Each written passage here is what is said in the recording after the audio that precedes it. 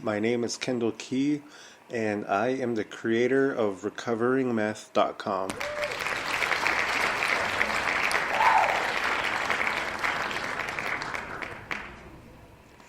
So, I am a meth addict working the AA program.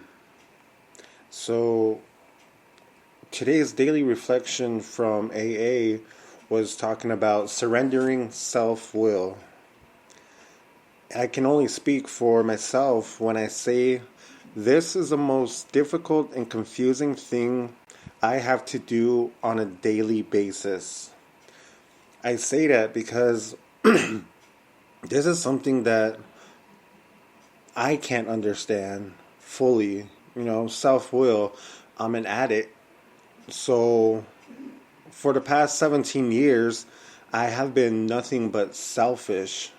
I'm a selfish person. I'm self-centered. I wouldn't do shit for anyone unless I got something in return. And me being an addict for the past 17 years, that's a huge chunk. Like, that's more than half of my life, actually. It's basically all that I know. So, step 3 from the AA 12 steps says, made a decision to turn our will and our lives over to the care of God as we understood Him. And this is the part where,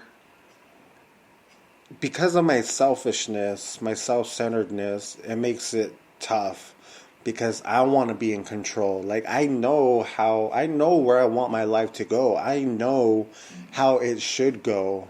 And that is probably the biggest lie that I have told myself and believed, that I know what's right for me, that I know what's best for me. It's not until the beginning of my recovery process, which began August 26th of 2019, that I actually began to start my spiritual journey. Like, my spirit was awoken at that time. And since then, I've been creating this relationship with my higher power, who is Jesus Christ for me. And whoever your higher power is, I encourage you to build that connection because it makes it easier to understand surrendering self-will.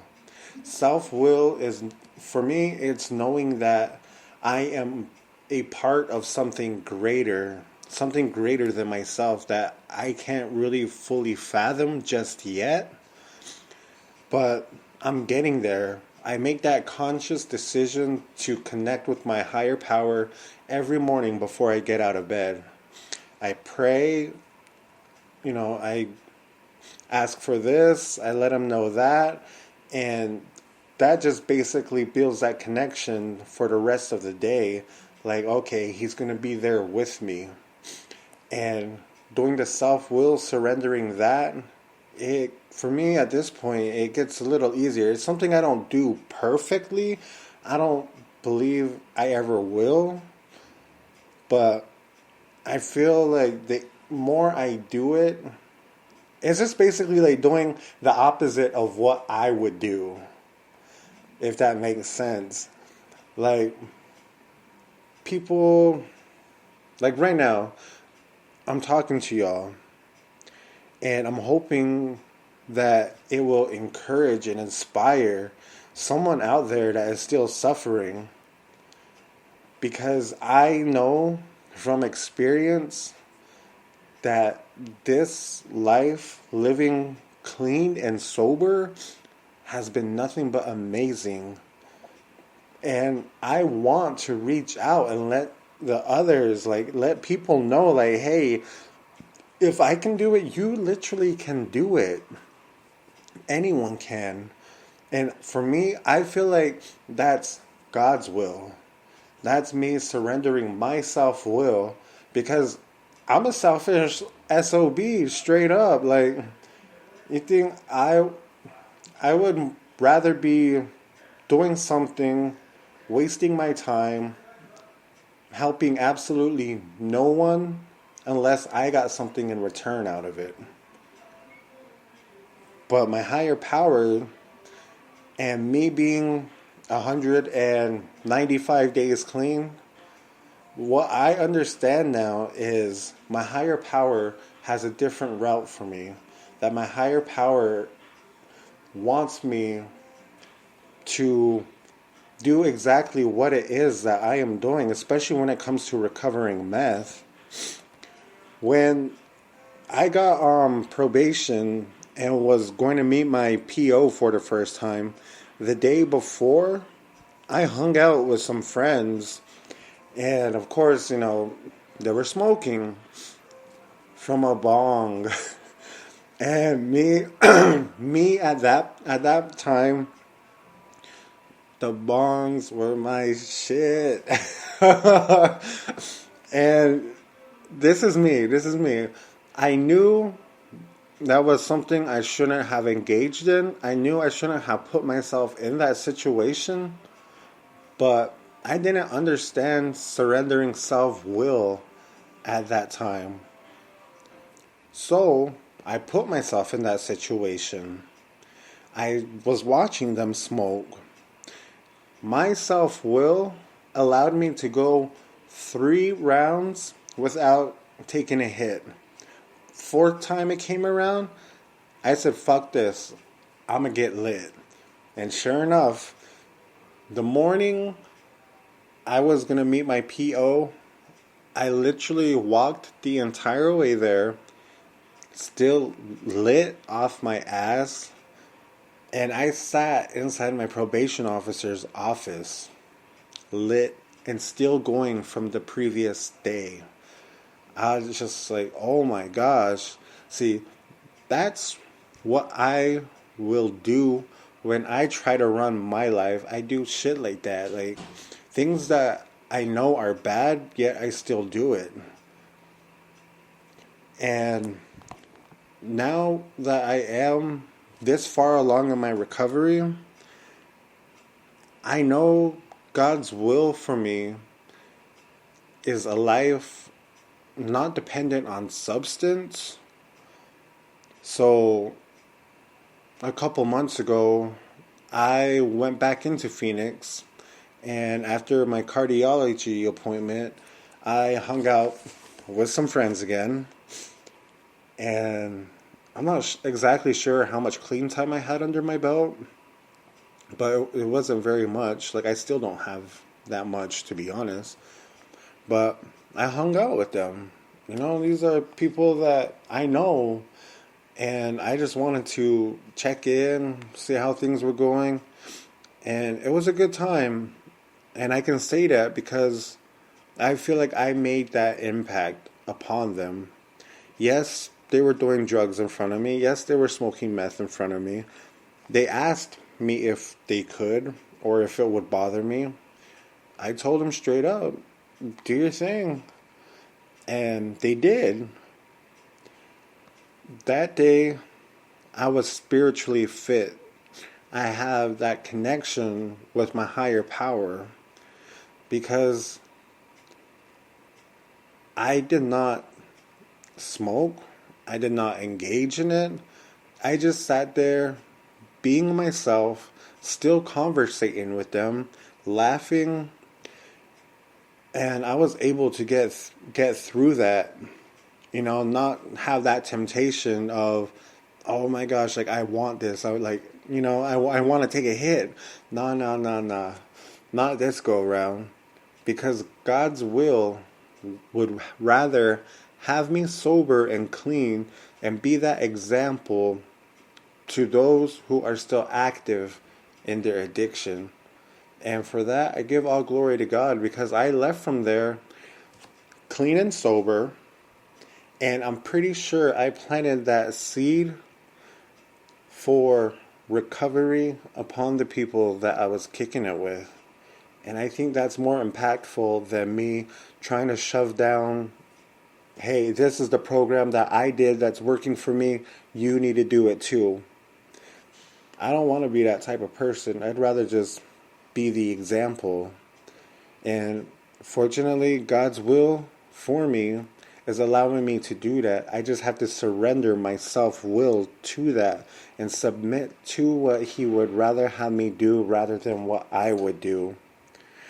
And I like to think that I'm genuinely a good person. So most of the time, God's will and my will are pretty much the same. You know, so it makes it easier because I do generally want to help people. I do care for people.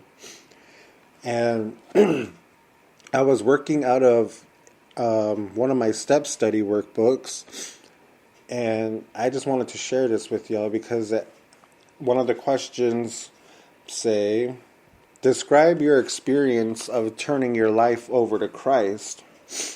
So what I had wrote was, my experience has been nothing short of amazing. I know that I officially turned my life over to God in September of 2019. I'm not sure if me getting baptized twice when I was a kid counts, only because I really didn't know exactly what was going on. It was summer, and I just wanted to get wet and cool off. This time around, I said a prayer with two brothers at the recovery house. This time, I fully have an idea of the life I'm getting involved in.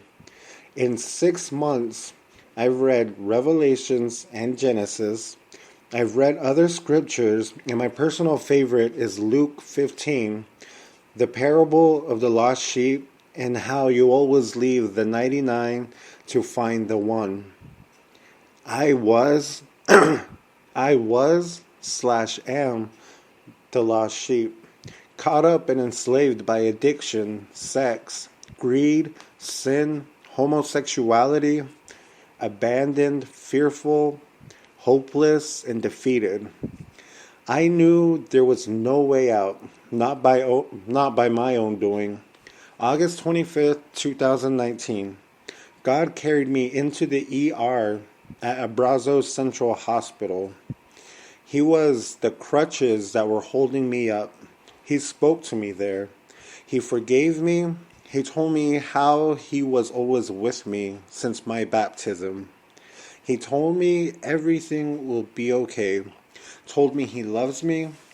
Nothing will keep me away from His love if I choose and believe. He don't care about the things that I've done, who I've done. He don't care if I'm gay. Love is love. Nothing and no one can condemn me from His love. He has healed everything that I have destroyed. He healed my heart. He is helping me rebuild my life.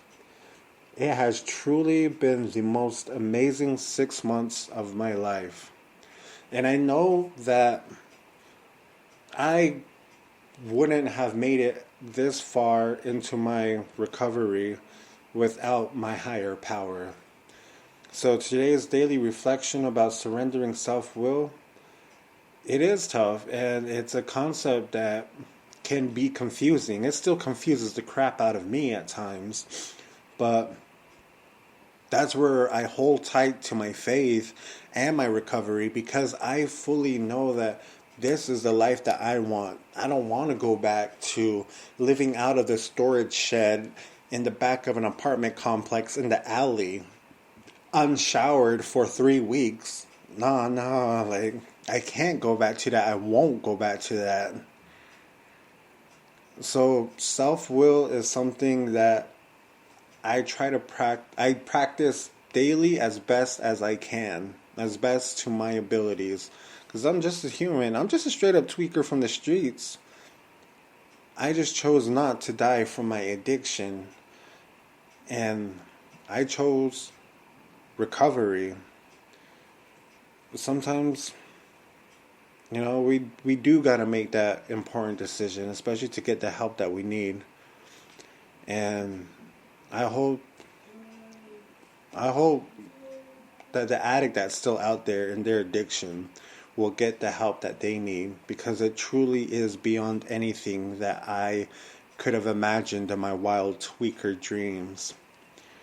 This is Kendall Key. Check out recoveringmeth.com. Good night. God bless.